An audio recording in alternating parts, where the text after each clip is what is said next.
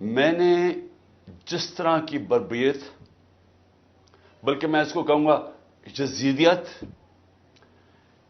جو آج کل یزید کا، آج کل کے یزید جس طرح کی ظلم تحریک انصاف کے لوگوں کے اوپر کیا جا رہا ہے، پتہ نہیں، مجھے لوگ کہتے تھے کہ شاید ضیاء الحق کے زمانے میں پیپلز پارٹی کے لوگوں سے ایسا ظلم ہوا، اور تھوڑے سے لوگوں سے، اتنے لوگوں سے تو کبھی ہوا ہی نہیں ہے ظلم۔ اس وقت 10,000 سے زیادہ ہمارے کارکنوں کو جیلوں میں ڈالا ہوا ہے، اور میں آپ کو یہ بتا دوں کہ اتنی مشکل حالات ہیں آج۔ آپ نے گرمی دیکھی ہے، گرمی کی انتہا ہے آج، چھوٹے چھوٹے پنجروں میں ان کو بند کیا ہوا ہے، کھانا ان کو صحیح نہیں مل رہا، پانی وہ ترستے ہیں وہاں، وکیلوں کو ملنے نہیں دیتے، کئی جگہ ہمارے وکیل ہی نہیں وہاں پہنچ سکتے، اور ان کو جس طرح یعنی کہ کوئی غیر ملک دشمن ہے اس طرح رکھا ہوا ہے۔ بلکہ غیر ملک دشمن بھی پرزنرز آف وار کے بھی حقوق ہوتے ہیں، یہاں تو صرف ان کو ایک کہ فائدہ اٹھاتے ہوئے جو کور کمانڈر کا گھر جلایا گیا، اس کا فائدہ اٹھاتے ہوئے پہلے سے پلان بنا ہوا تھا۔ اور میرا جس وقت بھی، یہ میں آپ کو بتا دوں، جس وقت بھی اس کے اوپر انویسٹیگیشن ہوگی، یہ ثابت ہو جائے گا کہ یہ پری پلان۔ کسی بھی دور کے اندر میں نے یہ نہیں دیکھا کہ صرف اور صرف آپ کے اوپر، اگر آپ نہیں کہتے کہ میں تحریک انصاف میں ہوں، تو آپ کے اوپر ظلم ہوں گے، تشدد ہوگا، آپ کو اس جگہ اس طرح کی گرمی کے اندر آپ کو دڑبوں میں بند کر دیں گے۔ لیکن جب آپ یہ کہیں گے کہ میں تحریک انصاف چھوڑ رہا ہوں، تو سب کچھ ٹھیک ہو جائے گا، آپ کے سارے گناہ معاف ہو جائیں گے۔ اور پھر مجھے جو حیرت ہے آج کہ کوئی ہیومن رائٹس کی آوازیں نہیں نکل رہی ہیں۔ وہ جو لوگ شور مچاتے تھے آزادی صحافت کی اور بڑا ظلم کر رہا ہے عمران خان، وہ کدھر، یعنی اب کدھر گئی ہے آزادی صحافت؟ سارا میڈیا دبایا ہوا ہے، پروپیگنڈا چل رہا ہے، ون سائیڈڈ چیزیں جا رہی ہیں۔ ہمارے لوگ اب جاتے ہوئے ڈرتے ہیں میڈیا کے اوپر کہ پکڑ کے جیل میں ڈال دیں گے، ون سائیڈڈ چیزیں چل رہی ہیں۔ لوگ اب اتنا خوف اور ہراساں پھیلایا، اور میں نے خود کہا ہوا ہے اپنے لوگوں کو کہ چھپ جاؤ۔ میں خود کہہ رہا ہوں اپنے کارکنوں کو، اپنے آفس بیررز کو، اپنے عہدیداروں کو، کوئی ضرورت نہیں ہے آپ کو سامنے آنے کی، اپنے گھروں میں نہ رہو، چھپ جاؤ۔ اس سے جو انہوں نے کیا ہے اس گرمی کے اندر، کبھی ایک جیل میں لے کے جائیں، اس کے بعد ادھر سے نکال کے دوسرے جیل میں لے جائیں، ادھر عدالت اس کو ضمانت دے، کوئی اور کیس میں پکڑ کے لے جائیں، گجرات لے گئے اس گرمی کے اندر۔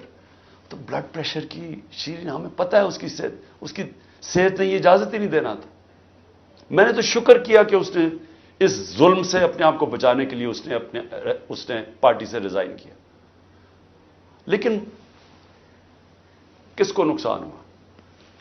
پاکستان کی پالیٹکس کو نقصان ہوا۔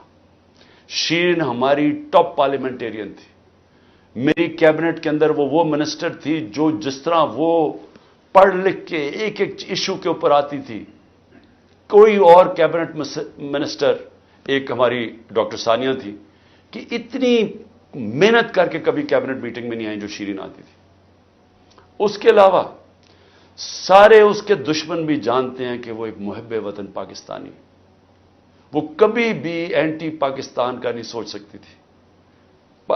شیرین مظاہری جان دے دے، لیکن وہ ایک پاکستانی، پاکستان کے ہر کاز کے لیے کھڑی ہوتی تھی۔ کئی دفعہ وہ کئی ناراض ہو جاتے تھے کہ وہ بڑی سخت باتیں کرتی تھی، لیکن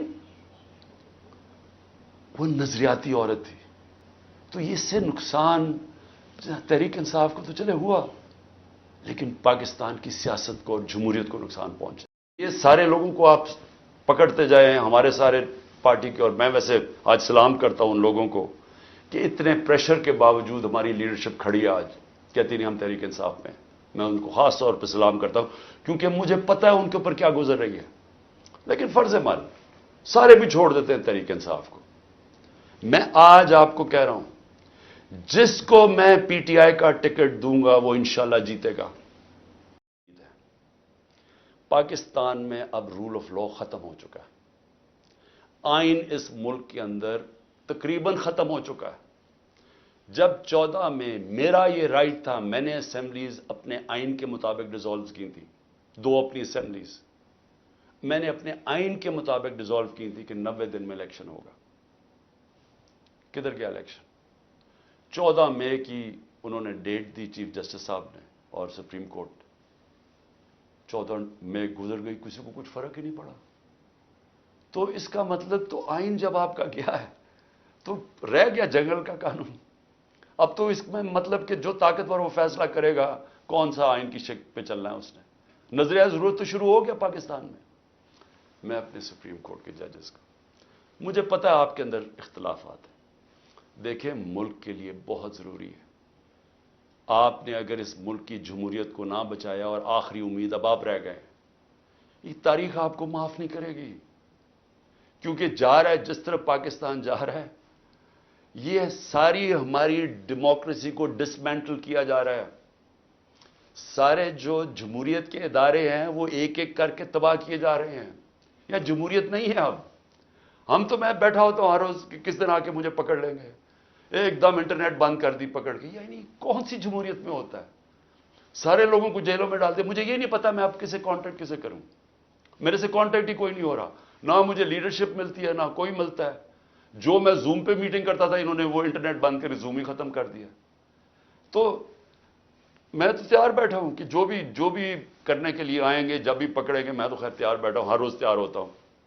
لیکن میں آپ سے، سپریم کورٹ کے ججز صاحبان، دیکھیں قوم آپ کی طرف دیکھ رہی ہے اور یہ آپ کی یونٹی اس قوم کے لیے بہت ضروری ہے. آپ کے اوپر اب ہے کہ اس ملک کی جمہوریت کے لیے سٹینڈ لیں. آپ کے لیے ضروری ہے کہ اس ملک کو آپ بچائیں کہ یہ ٹوٹل جنگل کا قانون، بنانا ریپبلک بن رہا ہے ہمارا ملک. یہاں کسی شہری کو اس وقت جو آج آواز اٹھاتا ہے، کوئی تنقید کرتا ہے، اس کو یا اٹھا کے لے جاتے ہیں، یا اس کو مارے پڑتی ہیں، یا ان کی بزنسز بند کر دیتے ہیں. آگ کا کپتان جب تک اس کے اندر خون ہے وہ کھڑا ہے. آخری گیند تک لڑنے والا کیپٹن ہے آپ کا. ہار ماننے کا سوال پیدا ہی نہیں ہوتا. جو بھی یہ کریں گے میں اس کے لیے تیار ہوں.